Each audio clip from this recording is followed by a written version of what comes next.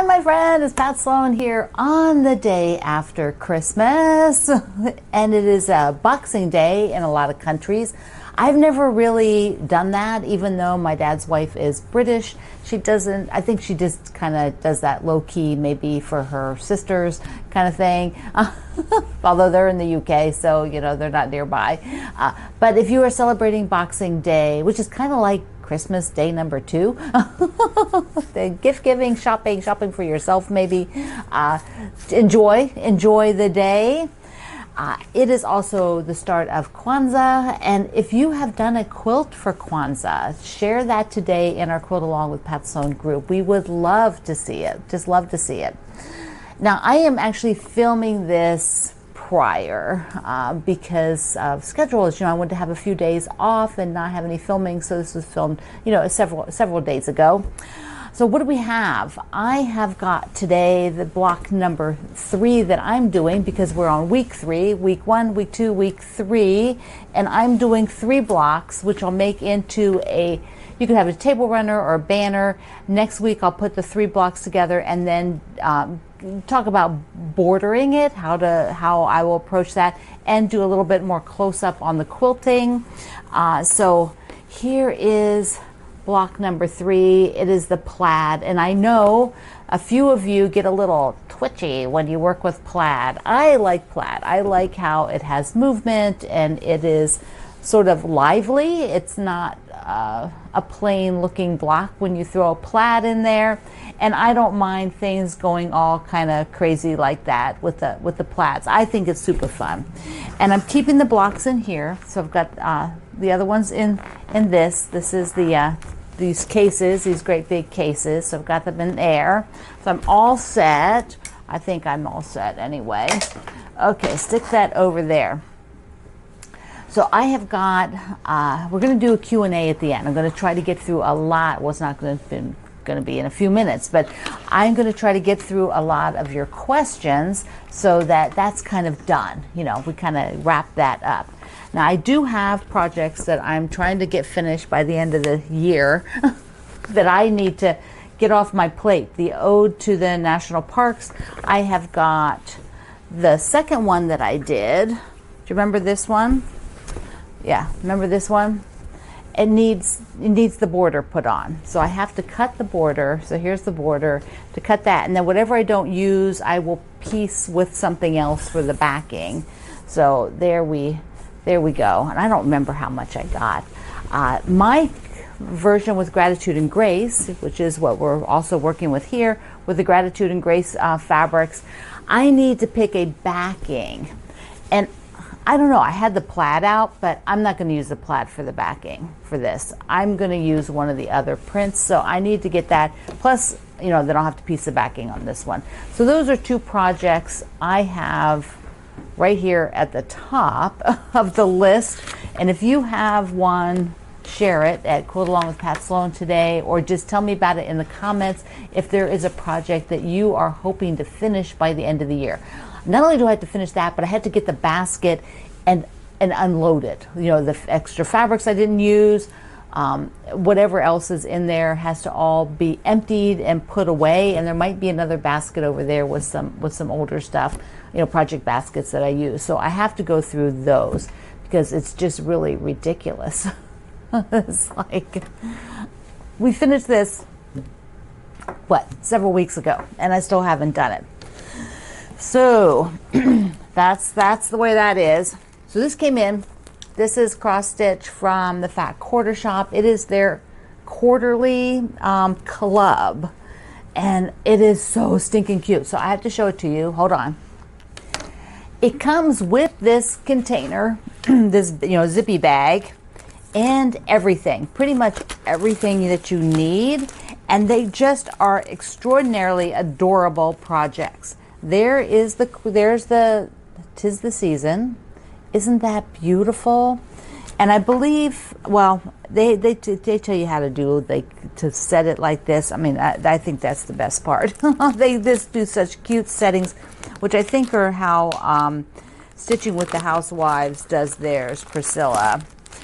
So here's the cloth. So they send along the cloth. They The kit comes with all of the thread, and then we've got the needle minder. Look how cute that is.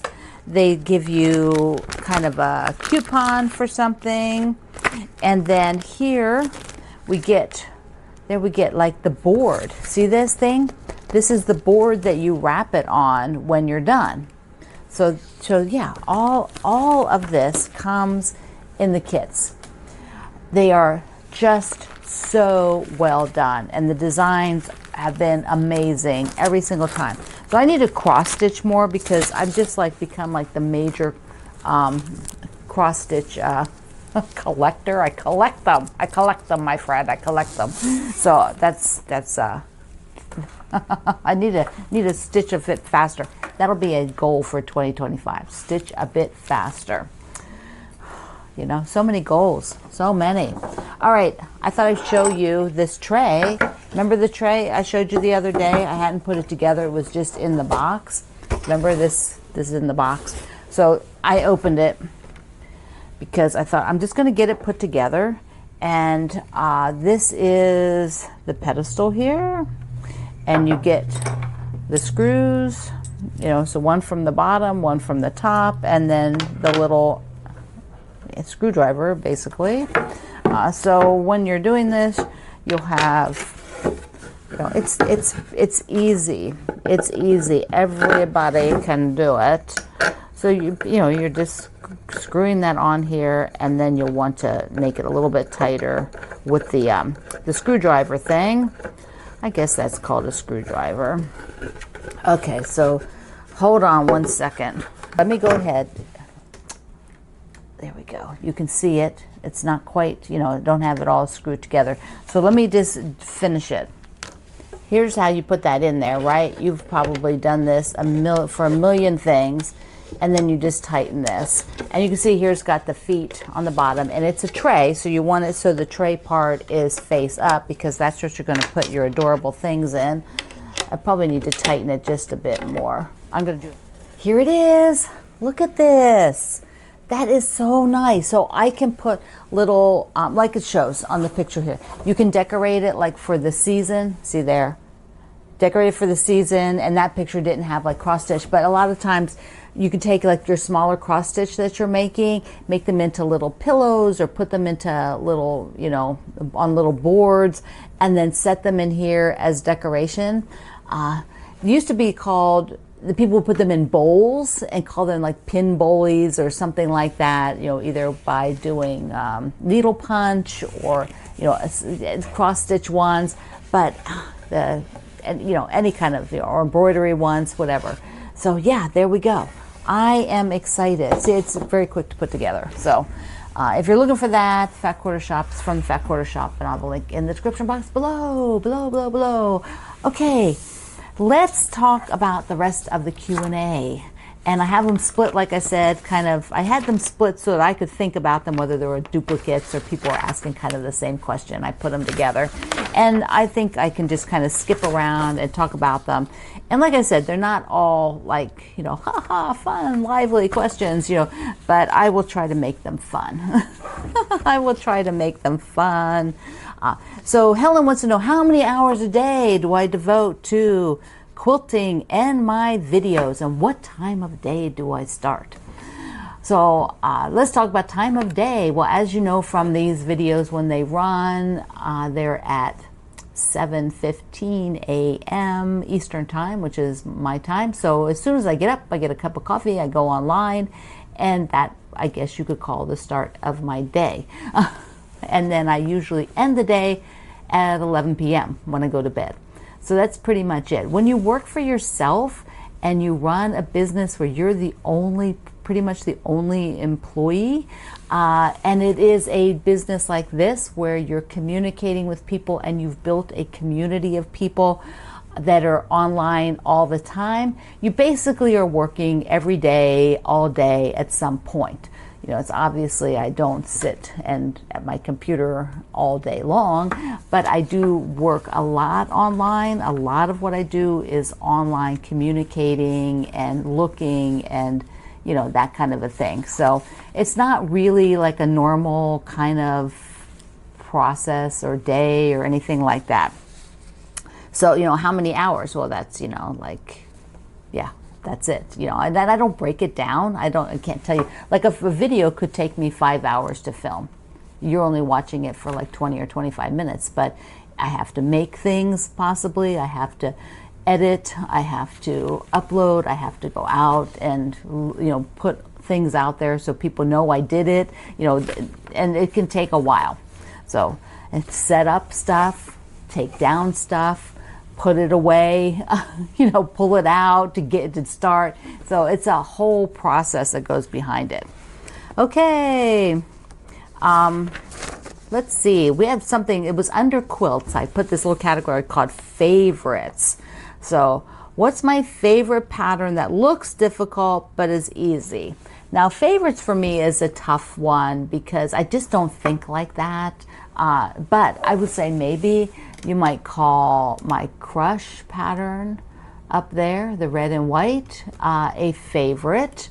So that might be a favorite. It is, you can get it from my one quilt book. Of course, you know, almost all my books are out of print, but because publisher went out of business. But I also have that as a single pattern in my digital store, which will be open next week. It's down, they're down for maintenance. Okay. Do I have a favorite, just general favorite quilt pattern? I used to say the churn dash block, you know, was kind of my favorite block. And I still like it because, you know, it has half square triangles and you can make it different sizes to have big spaces. So, you know, in a lot of ways, that's my favorite. A favorite Christmas pattern? I don't know. I did an applique one called I Believe.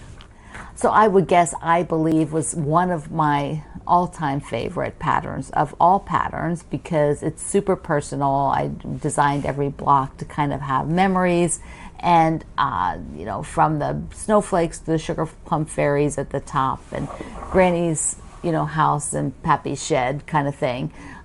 So that would probably be my favorite, and that is, I think, in my digital store also, which will be back up first week in January. A favorite quilting technique. I like half square triangles. Yeah, I don't think you can make decent quilts without them. I like to have angles, and so half square triangles for the win. What gives me inspiration for a new quilt along? I pretty much, they come from a couple of ways. One is if I have a fabric line or a book, I need to promote it, and so we do a quilt along. So that's it. If it's not those two things, then it might be that you know, the Fat Quarter Shop is running a quilt along, and I think, oh, that's a really neat quilt along. I think a lot of people will like it, so I run it, and that's kind of what that snowman is that we're going to do. And then there's other things that I just see and I think, oh, I would like to make that. Maybe some other people would like to make it with me. So that's how that works. How do I come up with the names for the blocks in the quilt along? Well, if you've been on my quilt alongs, you see that the names of the blocks all relate to the theme. So that's how it works. You got the theme name, like Ode to the National Park, and like I do in the intro, I kind of tell you what that's about, and then every block after that, I give it a name that's in relation to what our main theme is. So that's how that works. Okay, so here was some businessy ones. Let me see, hold on. There's a question from Helen. How many books have I done? What's the name of my first book? The first book was the Banner book with McCall's. I've done 30 quilt books, and I did a whole video where I showed you all of them and I laid them all out and went through them, and so that was kind of fun. And thank you for having 2 of them. There's a lot more. There's a lot more. How did I become a designer for Banner Text? They asked me. They asked me if I'd like to come work with them, so I said yes. Let's see, how many lines a year do I do with them? It's generally 2. That could vary, but generally 2, and that was from Diane. And Tina wanted to know, how did I become a designer with them? How far in advance do I film? Betty was asking this. And, you know, it depends. Sometimes I film the day before. Sometimes I film 3 days before. Sometimes, like today, I'm filming actually a week prior. So it varies, and there's no, you know, I just do what works for me. Darlene asks, quilting, okay, I love this. Quilting is my second career. It is. Do I miss my first career? You know that word that starts with an H and ends with an L? H-E double toothpicks? Or I understand the Canadians say H-E double hockey sticks. That, no. No, I do not miss my job working in computers. At all. At all. There's nothing about it that I miss, and I never did miss it. I walked out that door and never looked back. That was the end of that career, and which I did not retire, in case you were wondering. I just spent 20 years in computers and decided I didn't want to do that anymore, so I changed careers. I just changed and started my design business. So no, I do not miss it. Anne asked, did I take a class to learn how to write patterns? No. When I started writing patterns, it was in 1998. There wasn't barely an internet, let alone nobody was really teaching anything business oriented for quilt making. My background is software design. You know, I wrote programs for a living. Programs are writing directions of how to do things. So I wrote directions on how to do things for 20 years. So coming into quilting and writing directions on how to write a quilt pattern was what I've already been doing my whole life, pretty much, was writing directions. So I ended up writing directions. They were much more detailed in the beginning, and over time I adjusted them so they're much less detailed, and then I adjusted them even more as I went along to what was kind of happening out there and how people would you know, read a pattern, and what I learned from teaching on the road and working with people online to see what resonated and what was the best way to approach it. And so they've changed tremendously over 25 years. I mean, tremendously. I've been in this 25 years, and I taught myself everything, you know, how to do it all. And nowadays, if you want to do a course on how to be a quilt business, there is not only for designers, but for quilt shop owners. There's all kinds of stuff out there. You can go to the trade show. My friend over at Meadow Mist, Cheryl at Meadow Mist Designs, she has a whole series on like writing patterns and stuff. And so you could check out her website. Okay, let's see. How did I get into quilting? From Brenda Lee. My friend Gwen quilted, and she was a coworker of mine, and she thought I should learn to quilt because then she would have somebody to quilt with. So basically she took me and signed me up for the 12-week all by hand cardboard template learn to quilt class. Who else took that one? Yeah, that was the only way you got to learn to quilt. There was no internet to go on there and find an easy pattern and just get your feet wet. You had to like do the whole 9 yards, and that's how that started. Let me look here and see what I'm missing. So on some technique ones, Julie wanted to know if I ever embroider on the Solaris, and not much, no. Baby Lock knew when they gave me this machine that I was not an embroidery person, but they thought I would enjoy learning about it, which I did, and just having this level of machine to work with and show you. But embroidery is not my thing. That's just a whole nother world. Juanita wanted to know if I make applique quilts. Yes, yes, and yes. My first 18 years probably of my business was primarily applique quilts. I've written several books on it. I have many of my books, all of my books probably have some applique in them. And even at the beginning, was the beginning of this year that we did the Breakfast Club, which was applique.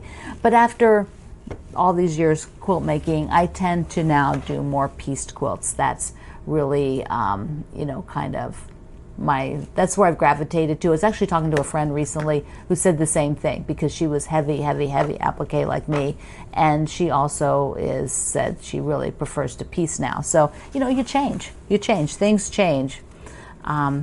Kathy wanted to know, do I ever do strip piecing? If not, why? To me, strip piecing is done for a very specific pattern. You're sewing strips, like let's say you sew 4 or 5 strips, and then you've got now this new piece of fabric made of 4 or 5 strips, and then you subcut that into other things based on the pattern. So it's very pattern specific. What I make doesn't generally use that shape. So that's why I don't do it. It's not what I'm making. If I were to make a quilt that needed that, I would do it. Okay. Okay, so this is from Barbara.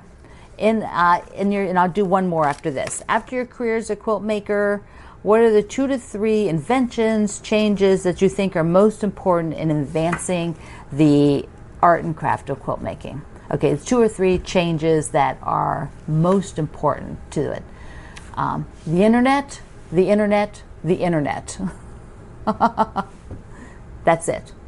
If you didn't have the internet, if you couldn't get up in the morning, look on your phone and see what your friends in Australia were making, or if you're Australian, what your friends in the US or Canada or France are making, it was an entirely different world when I first started, and you only knew what was going on in your little bubble where you lived. If you happened to travel and go to another area, you might then go in a shop and be like, oh, there's like a whole new world. What's all that fabric? What are they making here? It's totally different. Nowadays, you can see everything, and you can learn everything. You can go online, you can get videos. If you are just thinking, I want to know how to do trapunto, like I talked about the other day.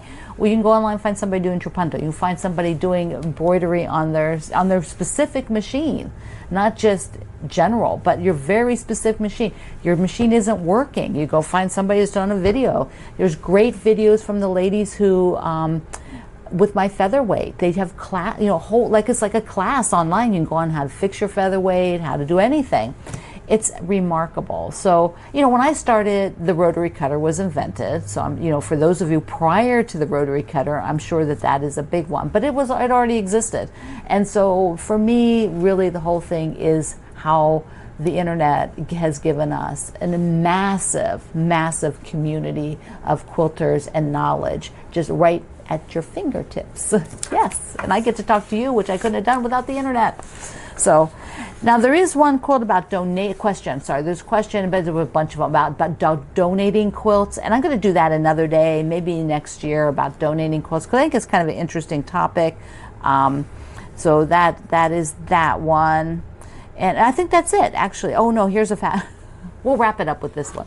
So Patty wanted to know, does my family argue over what quilts they get? No, they all have enough quilts. They have told me that. They have plenty of quilts. They can have whatever they want. So no, nobody argues. Okay, my friend, I will see you on New Year's Eve. Yeah, and we're going to look at our autumn blocks, or getting ready for our autumn quilt along autumn leaves. So I love you. Mwah.